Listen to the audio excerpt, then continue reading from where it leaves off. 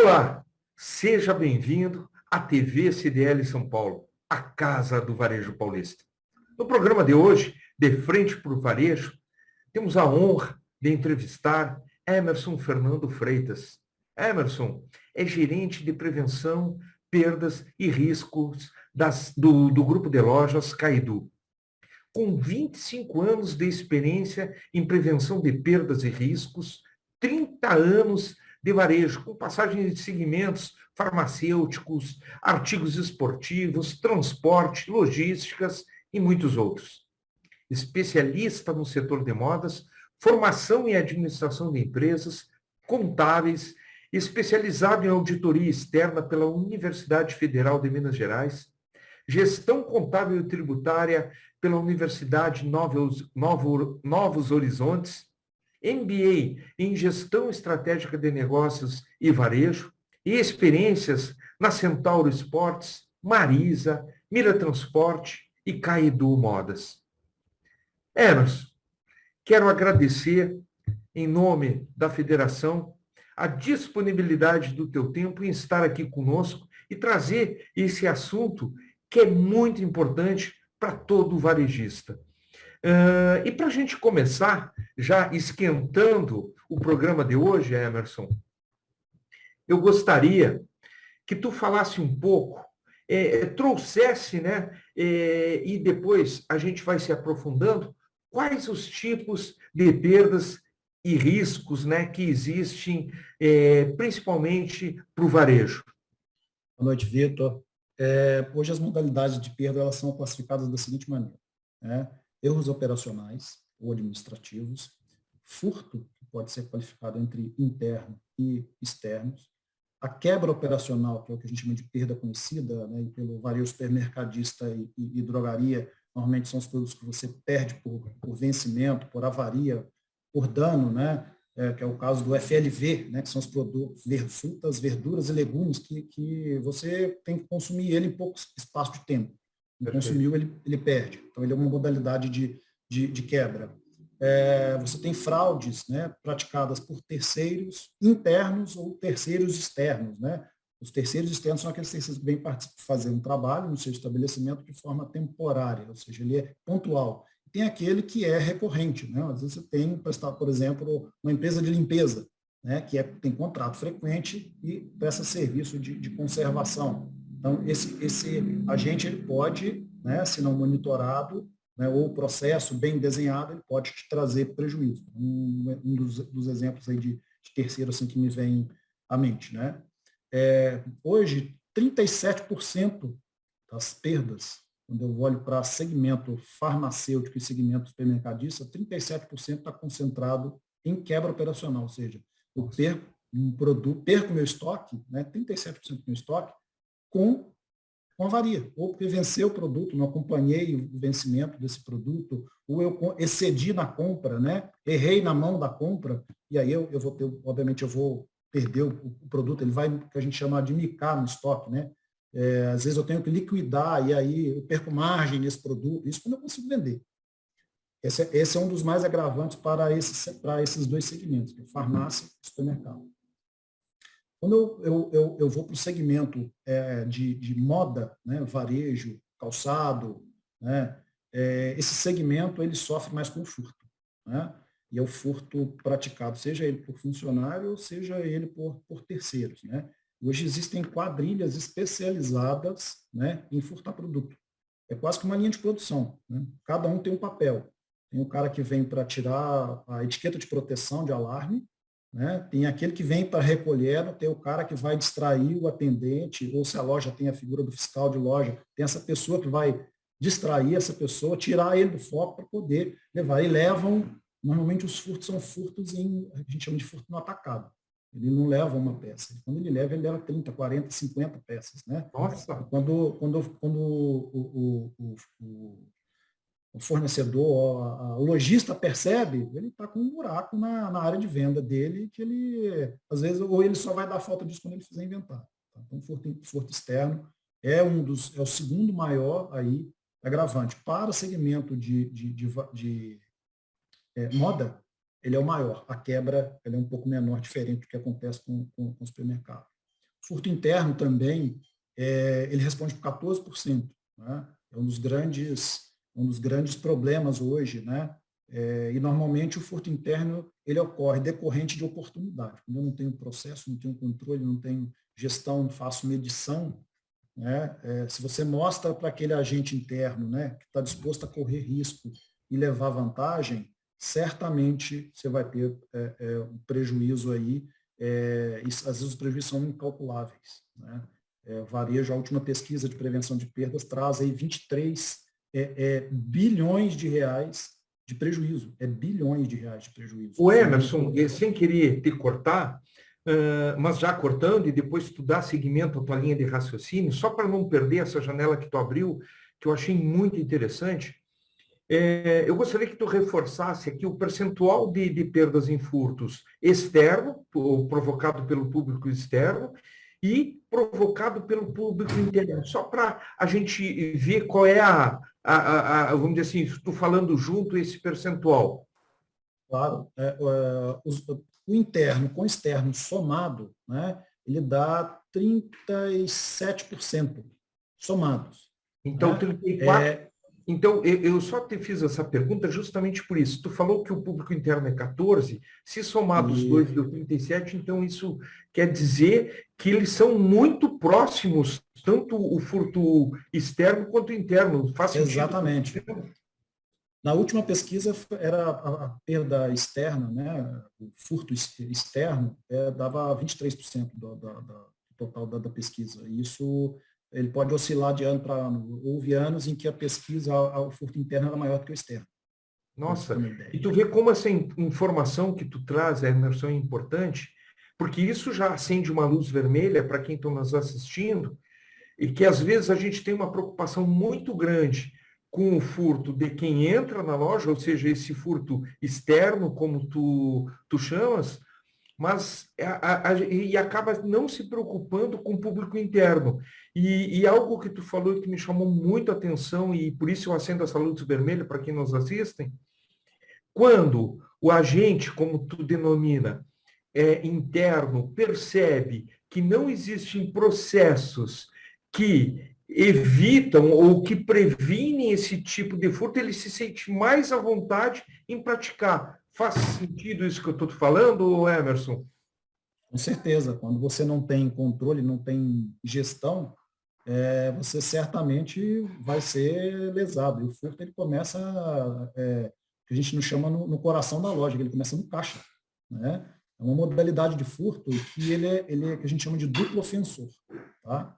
Esse duplo ofensor o que ele tem a ver? Ele leva tanto dinheiro quanto mercadoria. O cliente, eu faço mais difícil, eu invisto em propaganda, eu ponho o cliente dentro do negócio, ele toma a decisão de compra, né? Escolhe o produto, vai para a fila para poder pagar, paga o produto, mas o dinheiro não entra para o empresário. E a mercadoria também vai embora. Ou seja, eu fico com um prejuízo, porque quando você cancela a venda, eu automaticamente não dou baixa no estoque. E aí gera um outro problema, que é a ruptura, que é um outro tipo de perda, que a ruptura o cliente vai procurar a mercadoria, você acha que tem, o sistema mostra que você tem, você vai procurar e não tem. E aí o cliente, meu amigo, ele é implacável, ele não te dá oportunidade, na maioria das vezes. Ele vai no concorrente comprar. Se você não tem, ele compra do E é outro. incrível isso, como é comum, né, acontecer. Eu, particularmente, já fui no varejo comprar um produto, a pessoa via que tinha no sistema, mas não encontrava na loja.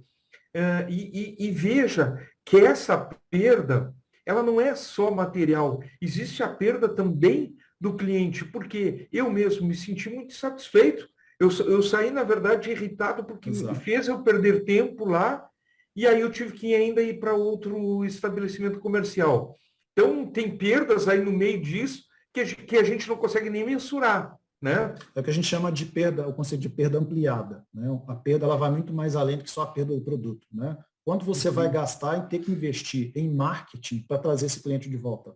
Né? Perder um cliente, trazer um cliente é muito mais doloroso, vai requerer muito mais investimento da empresa para trazer esse cara de volta. Porque o outro, com certeza, o teu concorrente não vai perder a oportunidade. É onde ele acha uma brecha, né, para poder te vencer aí nos negócios. Perfeito.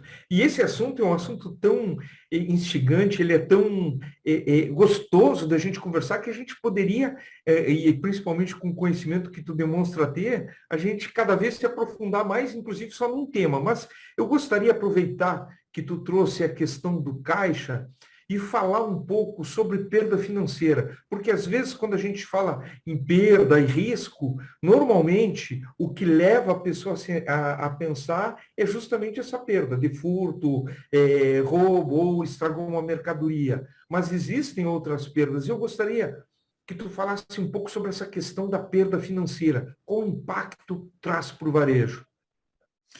A perda financeira, Vitor, ela tem, um deles é a que a gente chama de quebra de caixa, né? que é provocado pelo o dia a dia da loja, né? Essa quebra de caixa ela pode ser provocada, por exemplo, uma volta de troco que foi errado, o operador de caixa não estava atento ali à operação, né? Na hora de voltar o caixa, volta o troco errado. Está associado à venda de um produto, eu entrego o produto mais caro, né, e vendo pelo mais barato, de prejuízo financeiro. Você vai perder margem ali. Quando você, por exemplo, chega um boleto para você pagar, você tem prazo para poder pagar, e aí efeito gaveta, né? Põe na gaveta, esquece de pagar, e aí dá o vencimento, você vai pagar juros e multa. Juros e multas também é prejuízo, né? Se você juntar ao longo de 12 meses a quantidade de juros e multas que você pagou, é uma grana, às vezes, dependendo do tamanho do negócio, do volume de dinheiro que esse comerciante movimenta de venda, né? Pode ser prejuízos aí catastróficos para a empresa. Então, além das multas, juros, a quebra de caixa, você tem vamos dizer assim, o cancelamento da venda, né? Em que você tem o que a gente chama de um sócio indesejado, né? É o funcionário que finge que registra, né? E aí ele entrega a mercadoria para o cliente, né? E hoje o consumidor brasileiro não tem o hábito de pegar o cupom fiscal e olhar o que ele está comprando, né, que está sendo registrado, às vezes até exigir o cupom fiscal. Então, inclusive, quando o governo entrou com o programa de nota paulista, né, a nota paulista ela é para o comerciante, inclusive, um ponto importante, que ele diminui furto. Porque, assim, se o empresário também decide trabalhar, né, sem nota, ele também está correndo um risco. Ele tem dois problemas. Um ele vai estar sujeito a fraude, a desvio, né, e ele não vai conseguir medir. E também um problema com o fisco, né, que é maior. E, normalmente, as multas do fisco são multas pesadíssimas, né? E é perda de dinheiro, dependendo da multa. Dependendo da multa que o fisco, né, e o fisco é voraz, né, na arrecadação dele, ele não abre mão. E, às vezes, a multa que ele pode aplicar, ele pode simplesmente quebrar um comerciante da noite para o dia, com a multa que ele aplicar. Muitas das vezes, as multas 150 vezes o valor que você sonegou. Só para você ter uma ideia do tamanho do prejuízo, né? Então, está nesse mar de prejuízo financeiro, você receber cheque sem fundo, o cheque hoje é uma modalidade de pagamento que está quase em escassez, né? Eu digo na capital, mas no interior isso é muito comum ainda. Mas você tem que ter uma política de crédito e cobrança, né? Saber de quem que você pode receber. Se você não estiver atento, você vai certamente, né, concessão de crédito, vai tomar cana, é outra modalidade de prejuízo. Ô Emerson, aproveitando que tu abriu falar sobre forma de pagamento e usou o cheque, e hoje nós temos outra modalidade de pagamento, que é o Pix, que está sendo barbaramente debatido em todos os aspectos, né, principalmente de segurança. Existe hoje algum risco para pagamento em pixel? Existe perdas para o varejista ao receber em pixel? Como é que está essa história do Pix? Para quem recebe, né, se tem registro, é muito seguro. Para quem paga, aqui existem possibilidades de fraude, né? Então, na medida que da mesma forma que a gente tenta evoluir nas modalidades de pagamento, você tem um fraudador que se especializa em criar meios de desviar, né? de enganar, né? o cliente, né? Então, no caso de Pix, e aí principalmente você pode escolher o CPF, tem uns que escolhem o número do celular, e aí, dependendo da escolha que você faz, você pode estar se expondo aí a um determinado risco. Isso que tu falou, inclusive, já serve como alerta para mim mesmo, né? E aproveitando, só para não sair do Pix, e aí eu peço uma sugestão tua para todos aqueles que estão nos ouvindo. Qual é o melhor, vamos dizer assim... Melhor chave. Melhor chave, obrigado. Melhor chave para a gente usar: telefone, e-mail, CPF. CPF, porque ele é único e é rastreável, né? O celular a pessoa pode mudar. Hoje o celular pode ser clonado, né? Quantas pessoas já não foram vítimas aí de clonagem do WhatsApp?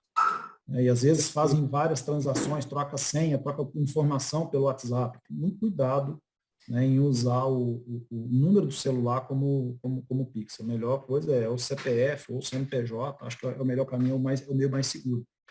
Perfeito. Bom, Emerson, o papo está gostoso, eu não tinha dúvida nenhuma que seria muito interessante, e tenho certeza que todos aqueles que estão nos assistindo também estão cheios de perguntas e querendo fazer. E eu deixo aqui, mesmo sem falar contigo, Emerson, eu abro um canal aqui.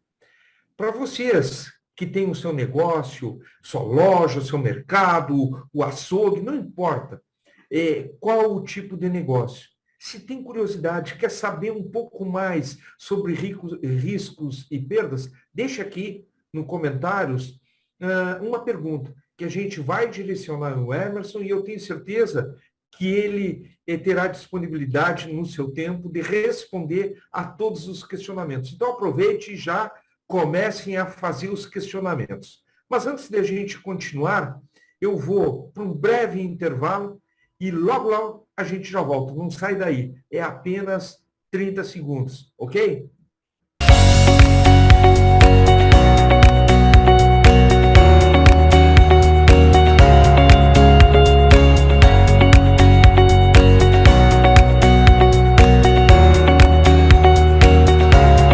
Estamos de volta aqui novamente na TV CDL, a Casa do Varejo Paulista, no programa De Frente por Varejo, com Emerson Freitas. E o papo está gostoso, está prometendo, e vamos continuar. E Emerson, para a gente dar continuidade, né, nessa questão ainda de perdas, porque eu quero ainda falar alguma coisa sobre risco, mas estou guardando mais para o final. A gente tem muitas perdas de produtos por, obviamente, furto. Mas existem também perdas de produtos por trocas de produtos, enfim, né? Fala um pouco sobre isso, né? Aonde que, na troca, o varejista pode ter algum risco de perder uma mercadoria ou ter algum outro tipo de perda. Claro, e aí eu vou falar um pouquinho sobre o varejo de moda, que é onde eu domino mais. A transação de troca, né, quando você faz uma transação de troca, normalmente ela tem uma questão fiscal, né, ou seja, entrou mercadoria, eu emito nota de fiscal de entrada, saiu mercadoria, eu emito cupom de saída. Isso é regra básica para você, inclusive, o evento que sensibiliza o estoque, baixa estoque ou dá entrada no estoque é um documento fiscal, né, é o documento que tem fé pública. Se você trabalha sem nota fiscal, você está correndo um risco. Você se expõe, né, a um risco tributário. Né? Aí você vai arrumar problema com o fisco. E aí as multas são pesadas. Mas também, quando você trabalha sem documento fiscal, você também se expõe a fraude, possibilidade de fraude. Né? E as fraudes acontecem de várias modalidades. Né? Uma delas, que é muito comum, né, principalmente no varejo de moda, no varejo de vestuário, calçados, eu tenho um cliente que pega mercadoria na área de venda, né? Ele se dirige para o caixa e ele alega que ele comprou aquela mercadoria que ele quer trocar pelo tamanho. Né? Isso se chama esquentar a troca, ou seja, ele esquenta o fruto do furto dele. Ele pega esse produto na própria área de venda e vai ao caixa. E aí, se eu não tenho um funcionário atento, treinado, né, a possibilidade dele levar a mercadoria e com nota fiscal é grande. Né? E aí, além dele fazer a transação de troca, porque para sair você vai ter que emitir nota. para dar entrada você não vai conseguir fazer. Então, você é penalizado 2 vezes. Ele te furta a mercadoria, tá? E ainda por cima te expõe a um risco de desvio, um problema com a fiscalização, que é um grande problema. O fisco hoje quase não tem mais a figura do fiscal que vai à loja. Hoje é tudo eletrônico, né? Como na nota fiscal paulista, tudo é interface eletrônica. Então, é basicamente uma planilha de Excel que ele vai te acompanhando a tua evolução de venda. Caiu venda, ele vai começar a tentar entender se a queda de venda é porque houve um comportamento no varejo que caiu venda, né? Ou se você tem um comportamento que, peraí, esse cara tem um comportamento de consumo, mas a venda dele está caindo, então peraí. Então, tem algo de errado. Ele vai cruzar as informações, cruza com o imposto de renda, tudo hoje é cruzado as informações. Sim. E aí você pode ter sérios problemas. A troca esse é um dos problemas da troca. E, óbvio, mercadoria, que, por exemplo, quando você vende peça íntima, não se troca peça íntima, né? Tem uma questão de higiene. Então, é recomendável você não trocar, você só troca peça íntima, por exemplo, por visto, por de fabricação, por cor, tamanho, modelo que eu não gostei, não se troca. Isso é regra de qualquer um dos varejistas hoje aí que trabalha com vestuário, essa é uma das recomendações. Você pode ter sérios problemas com o cliente. Se o cliente entender que você está trocando peça íntima, você pode ter algum problema aí. Vem reclame aqui, aí é um problema de imagem, né?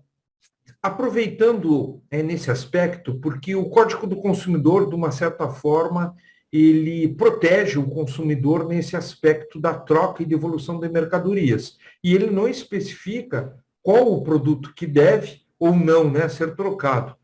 Para que não haja esse problema com o consumidor, é interessante que fique claro no ato da venda, ou que tenha as regras claras para o cliente saber, essa loja não pratica troca de tal mercadoria. Isso também está dentro da prevenção de perdas ou não? Sim, exatamente. O mais importante é deixar claro para o cliente qual é a política de troca. Está explícita. Primeiro é a comunicação visual na loja. Além dessa comunicação, ela está explícita, ela tem que estar colocada em local visível, né? E está escrito para poder fazer a troca, quais são os procedimentos que tem que ser feito, né? Para o cliente tem que especificar prazo, qual é o tempo que ele pode trocar, que documentos que ele precisa apresentar para poder fazer uma transação de troca, isso tem que estar explícito. É importante que sempre que no ato da venda, né, entregue, às vezes o varejista ele tem um ato, às vezes, de pegar a nota fiscal, colocar dentro da sacola e entregar para o cliente. Não, entregue na mão dele, né? É um procedimento importante de reforce. Olha, para que a troca aconteça, é importante que você traga o produto acompanhado do cupom fiscal, né, e da etiqueta do produto. Sem isso, a troca ela não vai ser possível. Pode ser que até que o varejista decida trocar, mas ela é vamos dizer assim, uma transação não obrigatória. Mesmo o Código do Consumidor, que protege o consumidor, é o também que dá também proteção para o varejista, né? Então, essa é a melhor maneira, é deixar claro e explícita a norma política lá e funcionários bem orientados na hora de puxar, dar informação sobre a troca, né? E que existem meios, né? Por exemplo, se o cliente perdeu o cupom fiscal, se for em Nota Fiscal Paulista, é simples, é só ele entrar lá no site do Nota Fiscal Paulista, ele consegue recuperar o cupom fiscal, lá tem um número. Se ele compor pelo cartão, né, pelo cartão, lá na fatura você consegue localizar a data da compra, de acordo com a data da compra, se você for no sistema da loja, obviamente o sistema RP da loja, ele consegue localizar qual é o cupom, né, por onde foi. Se é uma rede que tem cartão próprio, né, às vezes a loja tem um cartão próprio, fica mais fácil ainda, porque ele consegue rastrear a venda. Então, existem maneiras, né, de você garantir atender bem o cliente, mas seguir o Código do Consumidor, mas também seguir a legislação fiscal, que sobrepõe. Sim, perfeito. O Emerson, a gente já falou bastante sobre perdas, sobre furtos, perdas financeiras. Me fala um pouco, e aí eu acredito que aí também deve ter um ralo bem grande nos estoques, né? No depósito, seja como quem está nos ouvindo chama. Qual é a perda ou o risco de perda que tem dentro de um depósito, dentro de um estoque? Vitor, ele começa pelo próprio processo de recebimento, né? Se você tem sem distribuição, ou se você recebe direto do fornecedor, o próprio recebimento o recebimento é a primeira linha de defesa do varejista. Conferir ali, você tem que fazer pedido versus nota versus o que está no físico. Além de você conferir quantidade de volume, é importante que você confira a integridade do volume. Pode ser que você compre uma caixa, por exemplo, de óleo, né? Aí você compra, acha que tem 12 e tem 11 lá dentro. Uma já foi afanada, né? Às vezes pelo próprio transportador. Infelizmente, uma boa parte dos prejuízos são acometidos no trajeto entre o fornecedor, o CD, né, até chegar na loja. Né? E quem é o intermediário? É o transportador. Então, muitas das vezes, o transporte acontece ali, né? Ou às vezes na própria loja. Tá? Então, o recebimento é a primeira linha de defesa que o varejista tem que tomar cuidado, né? Para garantir o seguinte: entrou certo no estoque dele. Né? Comprei abacaxi, entrou abacaxi, eu não posso comprar limão, pagar limão, né, e entra abacaxi. A conta não vai fechar. Você não vai conseguir vender, você vai atrapalhar, inclusive, o seu planejamento de compra. Né? Você vai achar que lá no seu estoque tem limão para vender e tem abacaxi. Então, isso é um problema. Então, o recebimento é a primeira linha de defesa. Outro tipo de perda, né, que é a perda por avaria, né? Manuseio errado. Né? Às vezes eu tenho um produto que está bem claro na embalagem que tem uma posição para colocar a caixa, que tem empilhamento máximo para colocar, né, que tem que ficar em condições de ambiente de temperatura, né, tem a especificação. E aí são informações básicas que a pessoa não está atenta para esse tipo, né, informação básica de embalagem. Ele deixa a caixa virada, ou ele põe excesso de peso em cima, certamente você vai ter peso por avaria, dependendo do tipo de produto que você está lidando, né, vai estragar, né, estraga a embalagem, né, dependendo, às vezes você não estraga o produto, mas estraga a embalagem. Estragou a embalagem, né, na hora que você vai colocar isso na área de venda, o cliente vai olhar para aquela embalagem, né, vamos pegar supermercado, se tiver uma lata amassada e uma lata perfeita, você vai pegar a lata amassada? Não vai pegar a lata amassada, você vai pegar a lata perfeita. Né? Então, isso é uma modalidade de perda, e aquela lata amassada ela vai ficando ali até vencer. E é uma outra modalidade. Né, Então, você tem, além disso, que é o manuseio, né, a armazenagem, o recebimento e o desvio. Né? E às vezes tem desvio, acontece em conluio, né, de um funcionário que é responsável pelo recebimento com o cara da transportadora, os caras combinam. Pode ter esse tipo de desvio. E normalmente, quando você tem esse tipo de conluio, os desvios são de grande monta. Né? Perde-se muito, não é pouca coisa. Quando tem desvio, a gente chama de que é desvio no atacado, o desvio não é no varejo. Né? Não se desvia pouca coisa. Você tem a questão da própria ruptura. A ruptura, né, é uma modalidade de perda, que é aquilo que a gente já falou lá atrás, né? Eu vou perder venda. Né? Eu tenho um produto no estoque e não tenho na área de venda. E aí eu tenho que ter uma pessoa que é responsável para abastecer a área de venda. Né? Essa pessoa faz esse trabalho.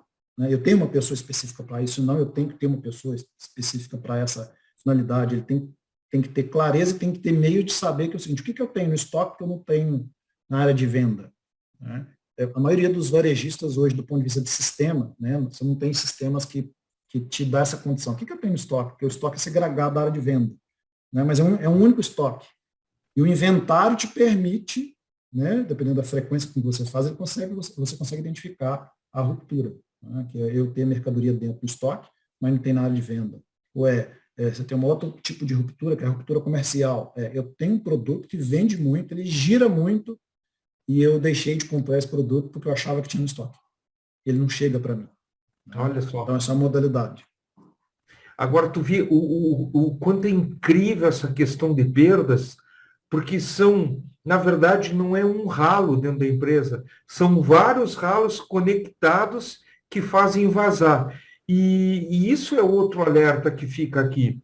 Muitas vezes o empresário vê que tem um fluxo bom na loja de clientes, tem um fluxo de venda interessante, mas mesmo assim o lucro não aparece, não aparece, não aparece, alguma coisa está errada. E aí começar a investigar essas áreas que tu está citando de uma forma assim, com muita excelência. E é causa raiz, né? Oi? É causa raiz. Onde está o problema? Raiz. Exatamente. E na área administrativa, pode ter perdas também? Com certeza. Por exemplo, o passivo trabalhista é uma modalidade de perda. Né? Se você tem, está claro para você que você tem, por exemplo, um TAC, né, que é um termo de acordo coletivo. Se um TAC, você faz um acordo lá com o Ministério do Trabalho e viola essa TAC, certamente é multa. E a multa é pesada. Algumas vezes são R$ 1.500 por cabeça. Olha Então, só. depende da quantidade de funcionário, né? A autuação é vezes isso. Então, ela é uma multa pesada. Então, a PAC é um tipo de perda, né? Quando você viola essa regra. É uma outra modalidade de coisa que a gente chama de que é o passivo trabalho. São as ações que a gente tem trabalhista, né? Por que eu estou tendo tanta ação trabalhista? Por que eu estou sendo processado? Tem que tentar entender, né? O próprio jurídico, né? Quem te dá uma assessoria jurídica, ele vai te dizer qual é o problema. Né? Eu tenho ações cíveis, né? Que são ações por dano moral, porque eu não atendi o cliente, não vendi o produto a tempo e a hora, se é, por exemplo, se eu tenho um mini comércio eletrônico, né? E aí eu vendo, não entrego no prazo, né? Esse cara pode, porque a legislação para comércio eletrônico é um pouco diferente, né? Ela é mais rigorosa. E aí você pode arrumar um problema aí, um prejuízo, aí vem e reclame aqui. Que aí é um outro tipo de prejuízo, que a gente chama de prejuízo de reputação. Esse é o pior. Perfeito. Prejuízo de imagem. Aproveitando que tu falou aí sobre e-commerce, e o e-commerce na pandemia ele alavancou muitas vendas, trouxe novas empresas para o digital que não estavam antes, né? Ou seja, de uma forma de poder vender. Quais os riscos, os maiores riscos, vamos dizer assim, pega os top 3 aí do e-commerce em termos de perda.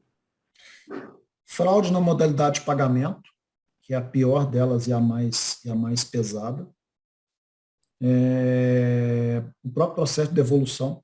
Né? Dá um exemplo só da fraude de pagamento. Clonagem de cartão. Né? E aí, na verdade, nesse aspecto, o varejista ele não é lesado. Quem é lesado é o cliente, né? por um outro agente. Né? Alguns bancos responsabilizam pela fraude, outros não. E o cliente morre no prejuízo. Né? E aí tem que ter do lado de cá uma linha de defesa, né? Muitas vezes, e é difícil, tá? Para o varejista, quando é crime eletrônico, né? E o crime eletrônico ainda no país, ele não tem vamos dizer, a sanção pesada que ele deveria ter. A gente tem um rigor em relação ao Código do Consumidor, mas em relação a penalizar o criminoso eletrônico, isso é muito, muito leve ainda. Né? Eu sei que já existem aí especialistas trabalhando para poder melhorar isso, mas o crime eletrônico não é clonagem de cartão. O cara entra no sequestro de dado, aconteceu recentemente agora com a Renner, aí, não sei se vocês acompanharam.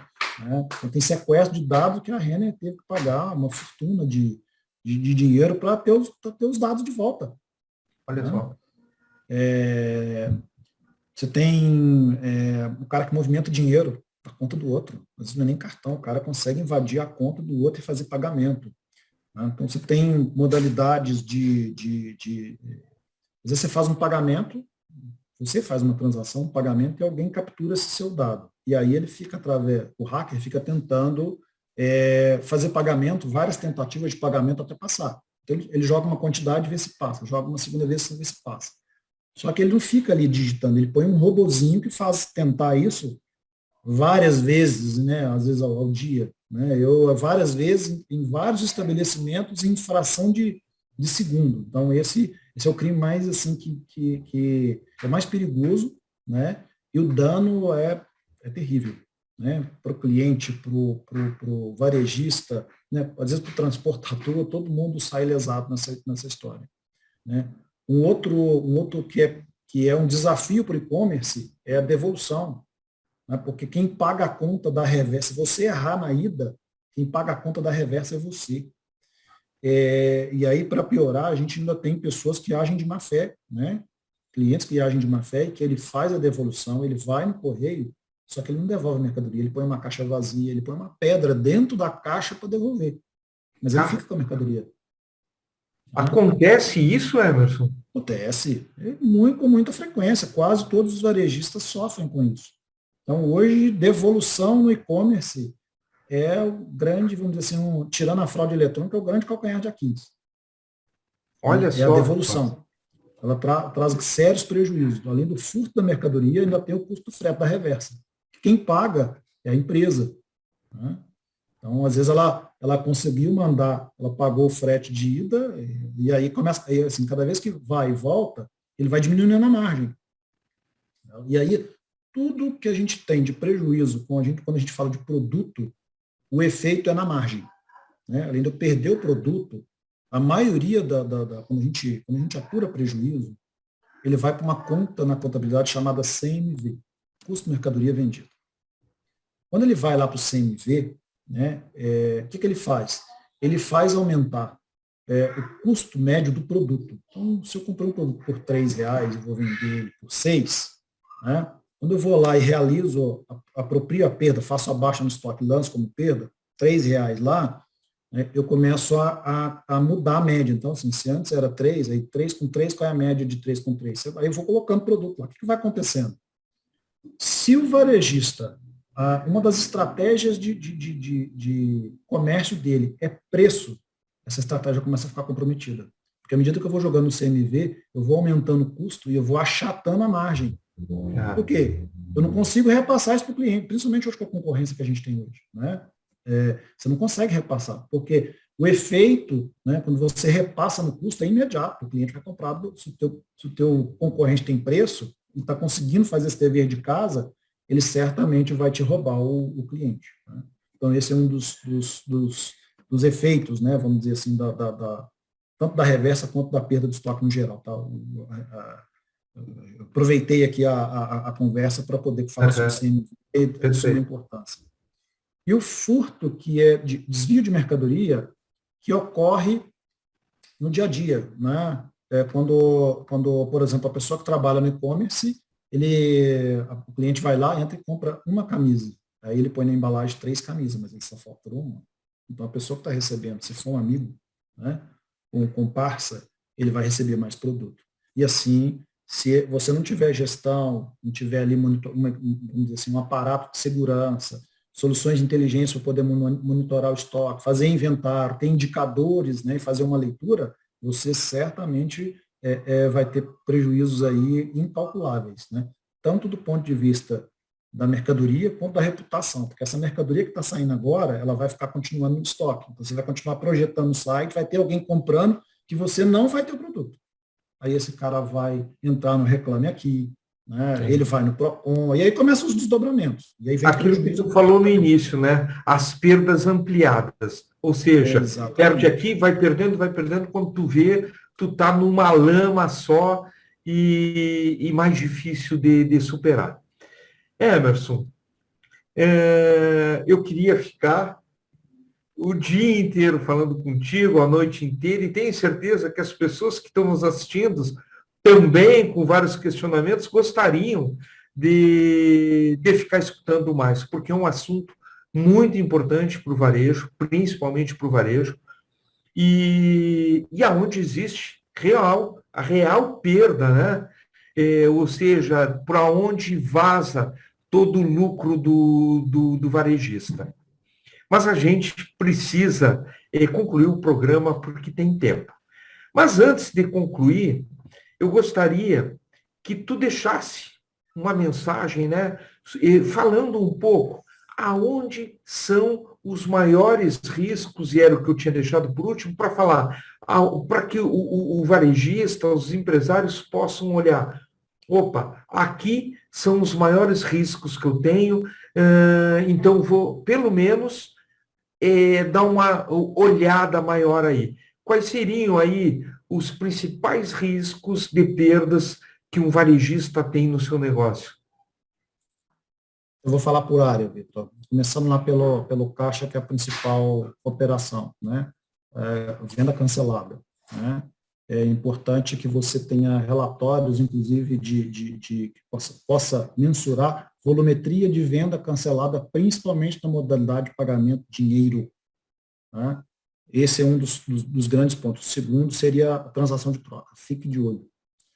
Terceiro, desconto manual. Se você tem a opção de, dentro do seu sistema, da condição do seu funcionário aplicar descontos, né, certamente você pode perder margem aí, e às vezes a loja dá desconto de 99%. Ele só não consegue dar 100% porque ele gera um problema fiscal. Mas é importante estar atento. Então, no caixa seriam esses três: desconto, troca e venda cancelada, né, que é onde tem vazão tanto de margem, de dinheiro e de produto. O troca é um duplo ofensor, tanto de estoque quanto de tributo, né, e de dinheiro. No estoque, fique atento ao recebimento de mercadoria. Né? Não deixe de confrontar o pedido versus nota versus a mercadoria, abra, faça o teste, observe, né, a qualidade do produto, se está em linha com o que você pediu. Né? Cuide da armazenagem do produto, né? Obedeça as especificações ali do fabricante, né? Aquelas informações não estão ali por um acaso, aquilo é para exatamente você prolongar a vida do produto e vender esse produto com qualidade. Na área de venda, né, tenha aparatos de segurança que vai te ajudar a proteger, inclusive, por exemplo, o sistema de CFTV. O sistema de CFTV, além de ele ser um agente, um recurso de inibição, ele vai gerar curva de aprendizado, porque à medida que você filma e vê modus operandi de como acontece, e isso vai te ajudar, peraí, como é que eu vou combater isso? Assistindo. Então, ele vai gerar curva de aprendizado. Se você puder colocar sistema de antenas de alarme, né, e hoje é um recurso caro, né, mas hoje ele está se popularizando, você tem mais opções de fornecedores, né, e fornecedores que caibam aí no seu bolso de acordo com o seu negócio. É importante proteger os seus produtos. Né? Então, coloque esse tipo de produto. E o principal, gente treinada, né, que a gente aqui, na empresa onde eu trabalho, a gente chama de GPP, que é o Grupo de Prevenção de Perdas. São pessoas da loja, da operação de loja, que são treinados com a cultura de prevenção, que vai com a visão ali, não só de vender, de atender bem o cliente, mas de estar de olho na mercadoria, no ativo. Né? Não só mercadoria, mas ativo. Tá?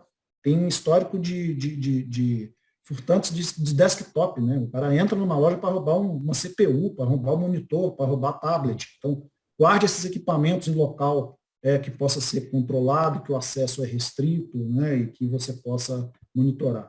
Acho que, em linhas gerais, de uma forma macro, né? Acho que seriam essas as principais dicas aí de prevenção. E é claro, dependendo da operação, você vai descendo e tem outros pontos. Ô Emerson, perfeito. Eu tenho certeza que, para quem está nos assistindo, esclareceu muitas dúvidas, mas, acima de tudo, acendeu alguns sinais amarelos aí, onde ele precisa ter um cuidado maior, caso, né, ainda não tenha. Emerson, novamente quero agradecer a tua disponibilidade de tempo por estar aqui conosco. Lembrando, né, e aí já fica aqui um novo convite. Provavelmente, em breve, nós voltaremos a fazer entrevistas presenciais, ou seja, né, em programas onde a gente vai poder ter a oportunidade de estar juntos. E já fica aqui o convite para ti, para retornar à TV CDL São Paulo, para que nós possamos fazer um outro programa, debater bastante, porque é um assunto extremamente rico e vasto, né? E que requer realmente um debate cada vez mais profundo sobre esse assunto. Muito obrigado, Emerson. Obrigado a todos que estiveram nos assistindo até agora. Lembre-se, deixe os seus comentários, façam perguntas sobre o assunto. Que todas as perguntas serão encaminhadas ao Emerson e, à medida do possível, a gente vai respondendo. Muito obrigado, um abraço bem cinchado em todos vocês e até o próximo programa.